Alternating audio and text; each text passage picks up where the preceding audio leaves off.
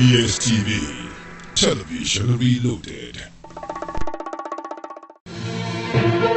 Politics, governance, issues affecting the people, the economy,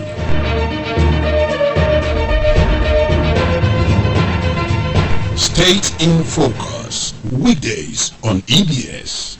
The Right Honorable Paul Ohonbamu.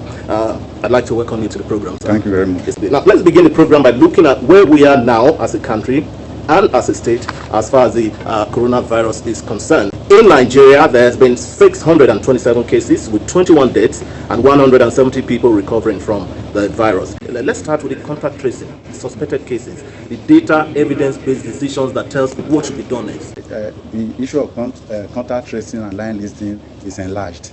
And when it was 11, we had over 340 something, contact tracing going about, looking for them, those they have met either directly or by implication, so that we know those ones don't go to double the number.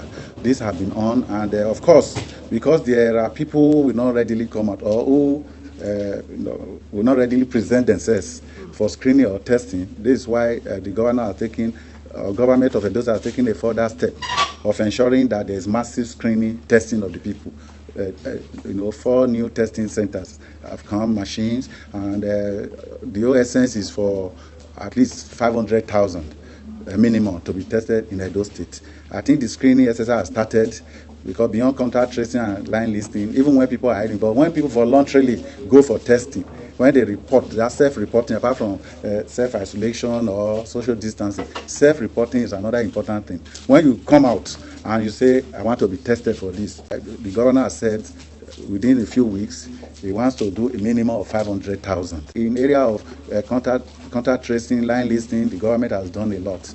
The health workers have been trained, laboratory personnel have been well equipped, and incentives have been given to them for this purpose. The only thing now is that precautionary measures put in place, though people, residents and citizens should of course follow suit so that everything is done well. The general idea here is to ensure that it does not become community transmission, because that one will be very alarming.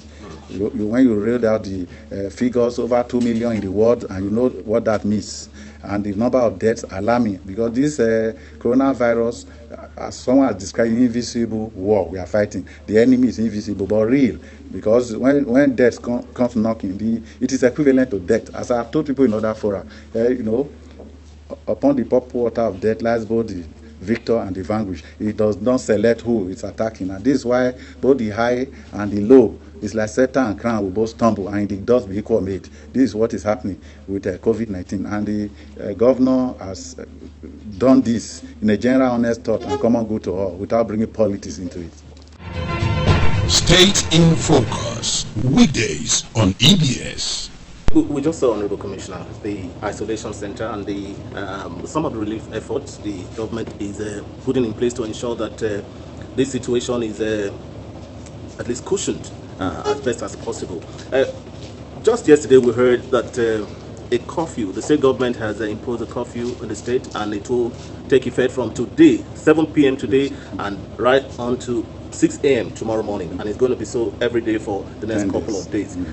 Why this curfew now, sir? It is another way of stemming the spread of coronavirus. With the curfew, it gives credence to the directive that people should stay at home. Those who don't stay at home still feel they must come out. Of course, use your face mask. But when you now reduce the number of people moving out, going out, because of the prohibition from 7 p.m. to 6 a.m. the next day, that is dusk till dawn. Of course, you have reduced it drastically, which means so many activities also take place at night. And the governor specifically asked the security operatives to enforce this directive, enforce compliance to do that, so that by and by, since there is no total shutdown, this is another way of giving vent, of giving a bite to your partial shutdown. And the reason for not imposing total shutdown is clear, because of the informal nature of our economy. So this is why the governor has said this, and it will be for 10 days at first instance. So that after reviewing it, and with this massive screening and testing, we will know what next step to take. One thing with the governor, he does his things, systematically. He does not just jump into doing anything. He must first put it, interrogate the result, the outcome that we get, that will come out of it before taking such steps, which is imaginative instinct. As I've said, imagination is one key, quality that a leader must possess, and it is the prince of all qualities. And of course, just as Albert Einstein put it, imagination is even better than knowledge. That is what the governor has in great quantum. So that one is there. You have reduced those numbers who go out, because many people do so many subterranean activities in the night, and with this they will be forced to remain at home. So it's another way. So at night now there's total shutdown, even day partial, but you can see the way they are placing this thing, juxtaposing it for the awareness of the society, common good of all. That is why it's not punishment. It's not out of punishment, but for the general good of all. Nice. Yet the policy is partial shutdown because the economy, businesses, 90%. Of course, you know what I mean by informal. Not everyone gets salary, regular salary. Then even in terms of businesses, over 80% of businesses are the small and medium-sized enterprises. Of course, daily engagement to get money for anything. The governor feel it will be devastating in terms of consequences if you just say total shutdown. No government can cater for everyone. No government. So this is why you are giving some. When you look at the vulcanizer now, you can still go and do your work. Other artisans can do their work, and this is how it is. And it is for the good of the people, so that everything does not break down irretrievably. Between the United States and the whole of Europe, about 100,000 people are already dead, flowing from the issue of the COVID-19 pandemic. Yes. But in Nigeria, I'm not sure we have up to 21. It's just 21. Yes. And yet, between us and them, technology-wise, we're nothing compared with them. Yes. Coming to Edo State, we have just one death. What is responsible for our successes so far? Thank you very much. First and foremost, we must commend our medical health workers. In spite of all sophistication in terms of facilities and equipment, if such magnitude can occur in the US and other Western nations, but here we are tackling it headlong. And about 170 discharge, which means they have been treated, whichever way you look at the treatment. But I think over 170 discharged from the number over 600 that we are talking about. We must commend our health workers. They have done a lot. This thing has presented twofold issues. One, we have a problem to solve, which they are doing. Then we have an opportunity to seize. We must now strengthen our health institutions. Now it is clear that when the shifts are done, you face your problem the way it occurs to you. None of our petty bourgeois or the big men can travel out now when they have slight headache, you go out to take medication. Now you are confined to your state, your country, and when you don't have perfect, fantastic healthcare system, then we have access to tank. So it's an opportunity for us to rejig all these things so that we strengthen our institutions. It has created opportunity for us to look inwards now, so that we strengthen everything. And at the end of the day, it becomes blessing. Blessings in disguise are often the best blessings. I want to assume, as far as the doctors are concerned, or the medical workers, are there special provisions made, sir, for their safety and that of their family in case anything happens? Yes. Training, equipping, and motivation has been provided. Almost 4,500 health workers have been trained, whether for laboratory purposes, for treatment, screening, and testing purposes. They have all been trained, and the life insurance policy taken for them with fabulous incentive in terms of allowances given to them. I think these are things that can make even the Spartan to rise up to the challenge. The governor has done this. Beyond that, there are other, forward-looking incentives, which the governor has said. All these are incentives that the governor has put forward. Beyond the medical health workers, who are heroes actually, I think the governor has been leading from the front. The response team, he has been the chairman, and of course, he has done well. The tactical team, of course, the deputy governor is there leading. So when you look at leadership, he has patented his own signature from what he has done, and not just looking at other people. That majority have done this, so we must do it. That when you cannot interrogate, carry out observation to see what effect that action will take, but he does not follow man crowd. He does his things systematically. Look at it, look at the pros and cons, the result it will give. And so it is because of this reason that the World Bank even commended Tanzania. Tanzania did not hurry, you know. Tanzania government did not hurry to do what other countries are doing. Total lockdown. So they did partial, just as they do is doing, because of the kind of economic situation, the businesses they have, the way resources and the employment they have for the people. So this is one thing that we must give to Godwin Obaseki. Not this mass hysteria that majority have done it. It must. That is it. It is because of this kind of disposition.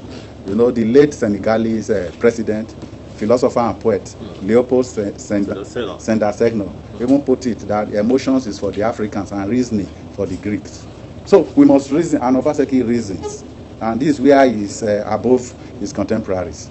So he may have rivals but no equals.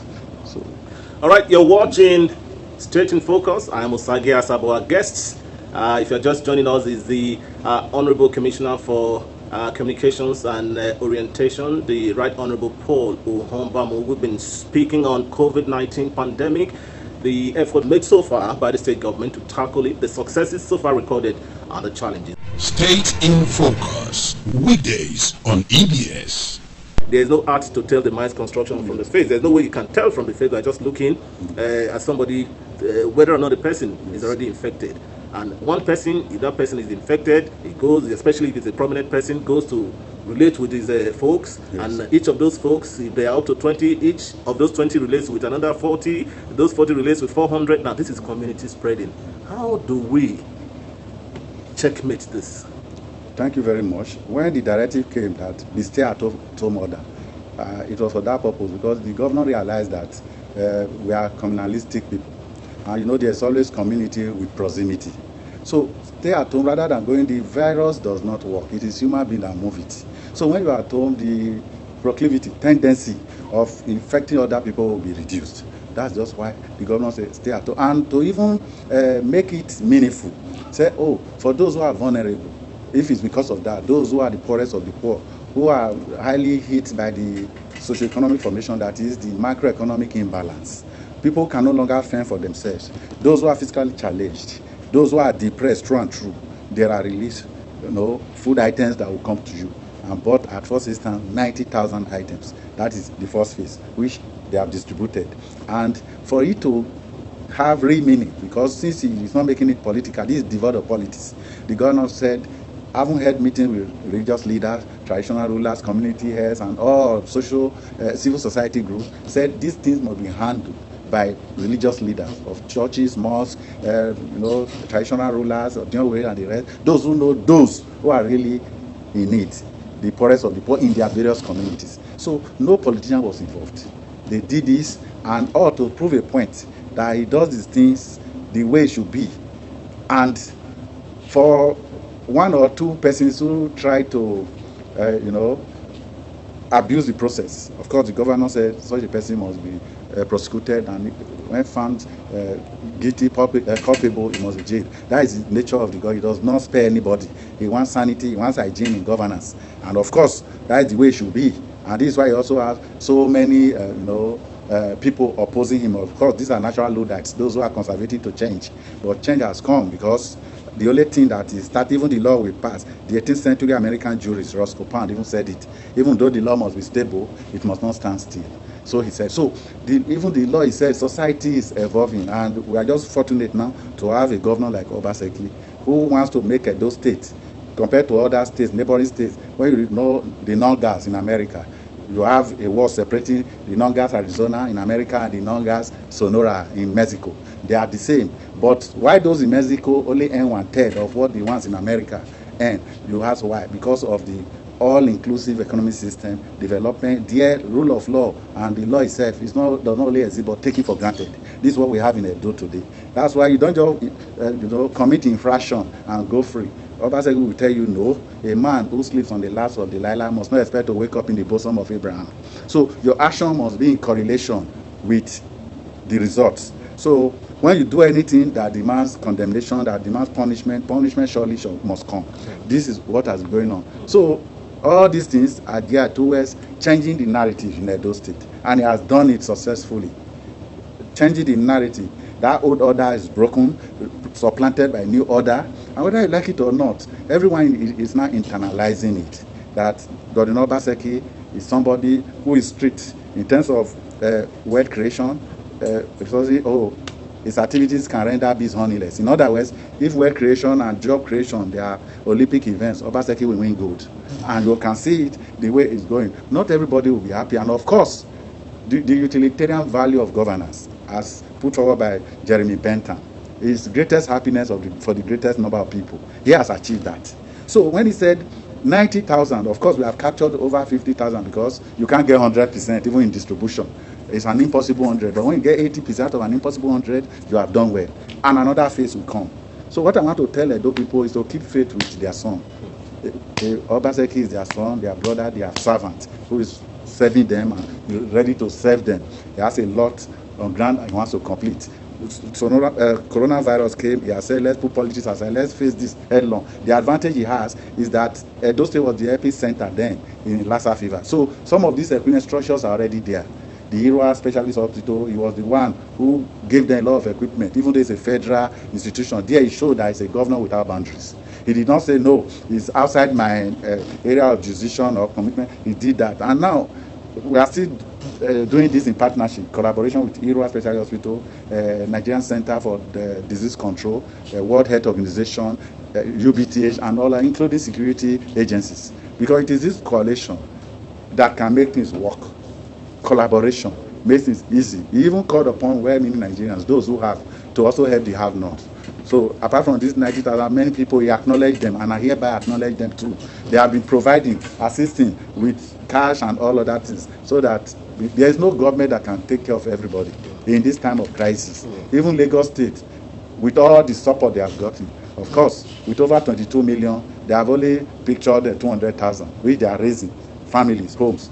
We have pictured over 70,000 homes, but at the end, we want to give a conservative estimate, 150,000.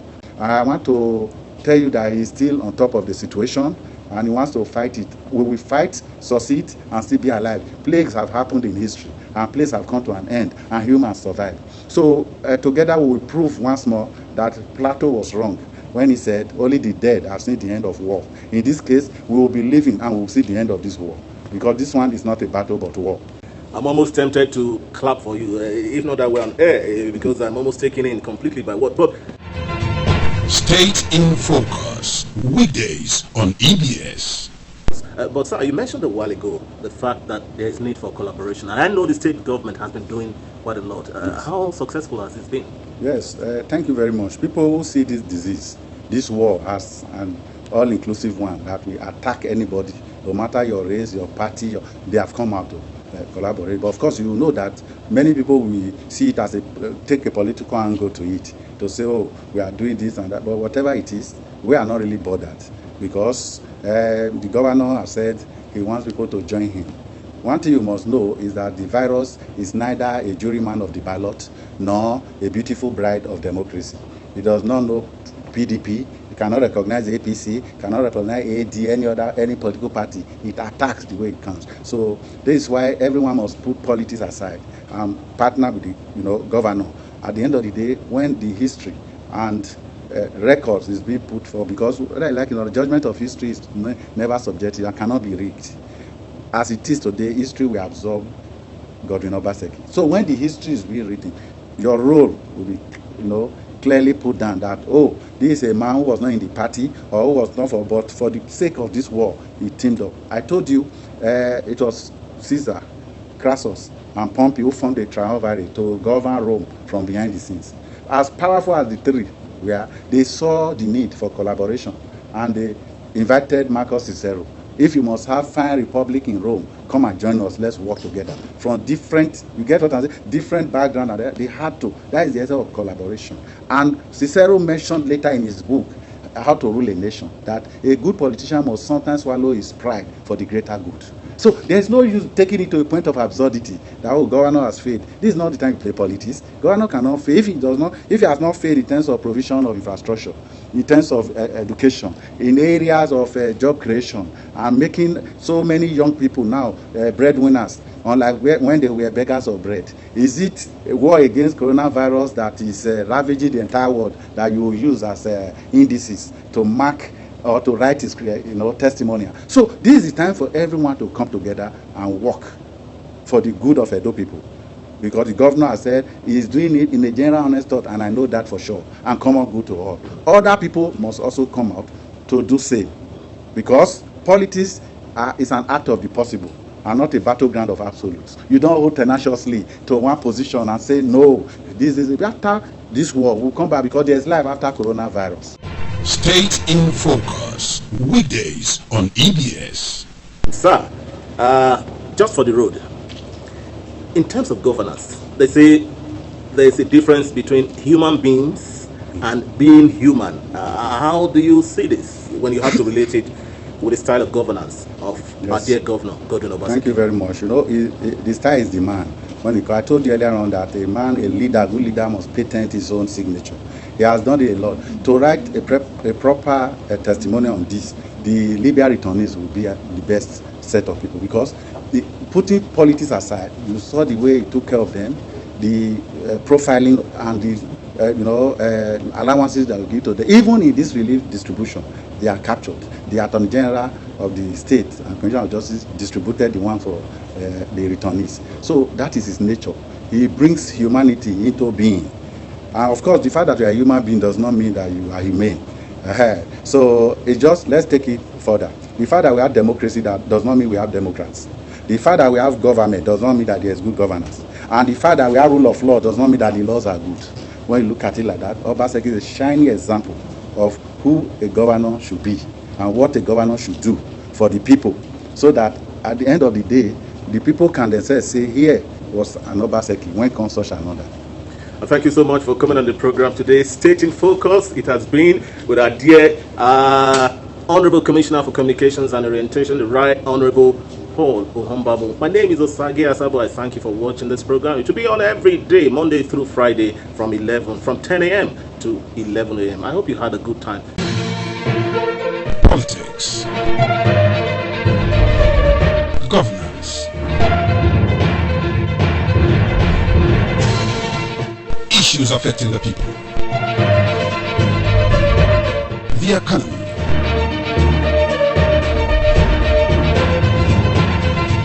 State in Focus, weekdays on EBS. Edo Broadcasting Service, television reloaded.